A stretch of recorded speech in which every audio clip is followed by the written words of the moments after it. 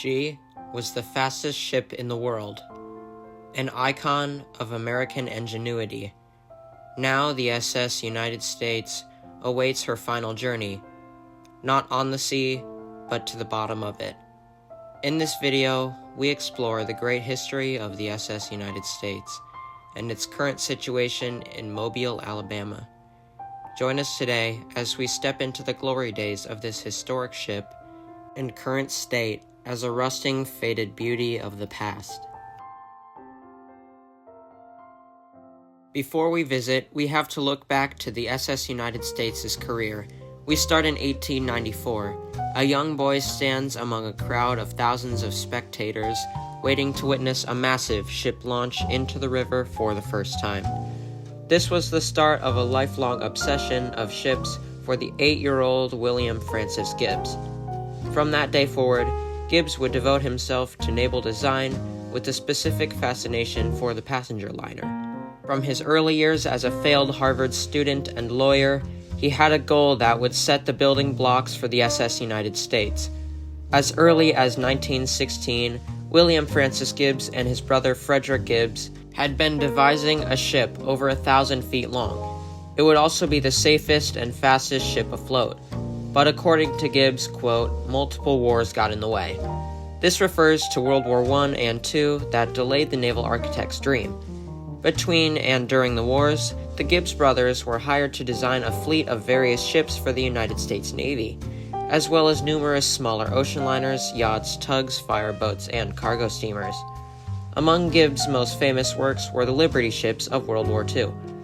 During the war, the Germans were sinking ships faster than the Allies could build them. So the United States ordered a radical new proposal, a ship that was capable of being mass-produced or built faster than they could be destroyed. So the United States government hired naval architects, including the new Gibbs & Cox naval architecture firm. Daniel Cox was a business partner and yacht designer, which partnered with the Gibbs brothers to form Gibbs & Cox Inc. The design produced by Gibbs & Cox would later become the Liberty-class cargo ship. They were slow and outdated, but could be easily built and cheaply maintained. Following the Second World War, most merchant ships were returned to their owners, including the SS America. The America was an ocean liner designed by Gibbs & Cox in the 1930s. Some design features of the ship would later be implemented on the SS United States. The beginning of the Big U, as it was nicknamed, would come after the end of World War II, when a company called the United States Lines, in which Gibbs had worked with before, was asked by William Francis himself to accept his ocean liner design. Other architecture firms were competing for the United States Lines business, but in the end, Gibbs's innovative new design would be implemented for the United States Lines.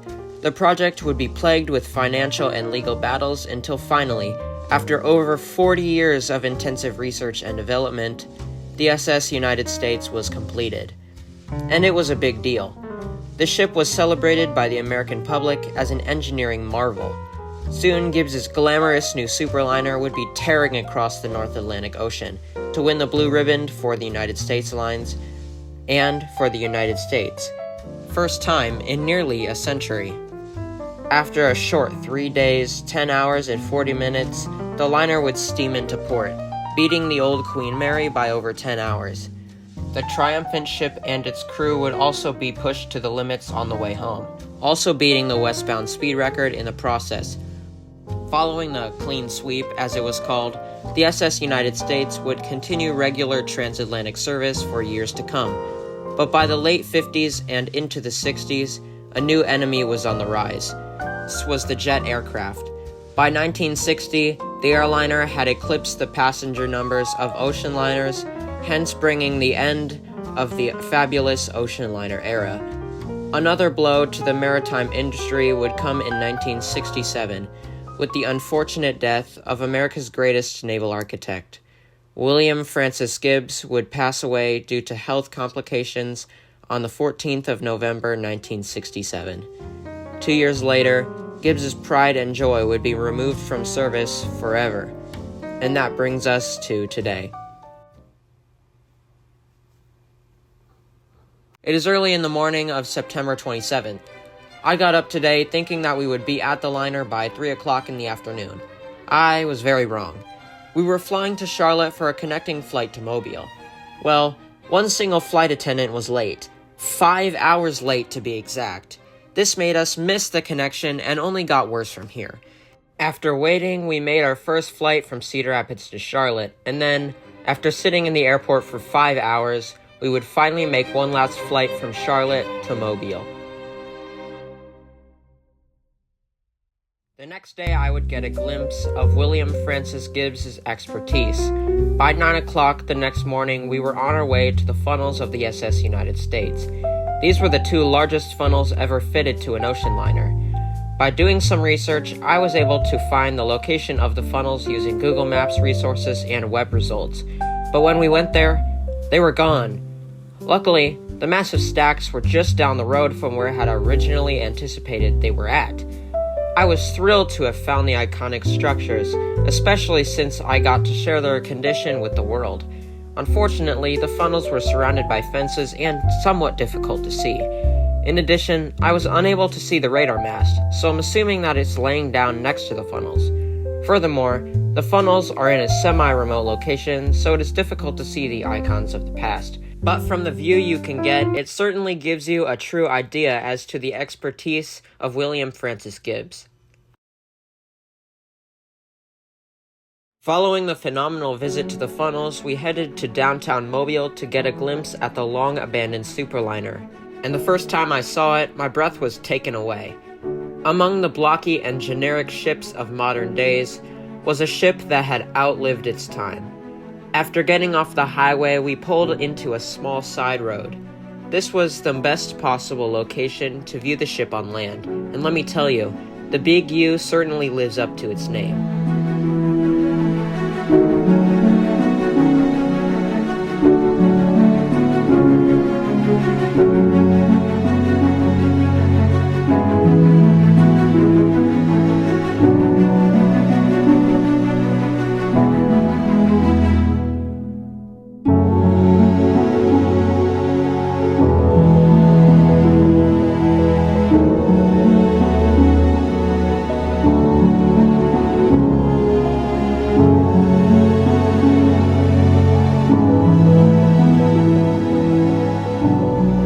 The SS United States was, however, looking a bit sad, following the removal of the funnels and radar mast.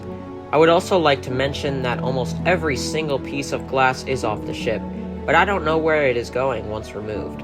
Perhaps the portholes and windows are being preserved, but sadly it is hard to believe that over 1,000 pieces of glass are being saved. Which is a shame because a porthole would look really nice in my collection.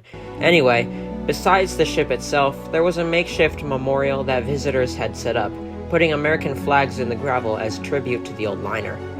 After staring in awe at the vessel for probably 20 minutes, we hopped in the car to head over to the boat tour that would give us another view of the SS United States.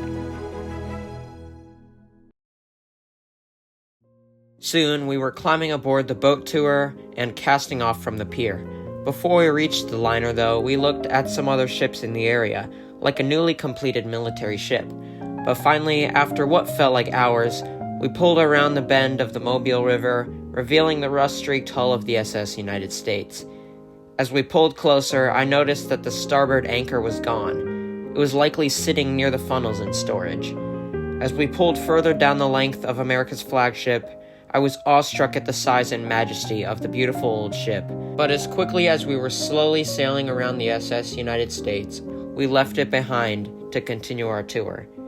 The following day, we visited another Mobile ship, the USS Alabama. From the decks of the intimidating and powerful battleship, I could just make out the sleek lines of the SS United States peeking out from behind another ship. I came to Mobile hoping to capture the majesty of the SS United States, but what I'm leaving with is a quiet sense of reflection. The ship has seen so much history, and to see her here, a shadow of her former self, is truly moving. The powerful experience to stand before something so full of stories, knowing that these will be her last days in the sun, this is a moment I won't forget. The moment standing here, looking at the SS United States, it's easy to imagine her in her heyday, a beacon of American innovation, carrying presidents and celebrities across the Atlantic with record-breaking speed. But for all her elegance, her story is also a quiet reminder of how quickly times change. This ship, once the height of luxury, is now at the end of her long career, waiting for what comes next. It's a bittersweet ending, but a reminder that even the most magnificent creations must eventually give way to history.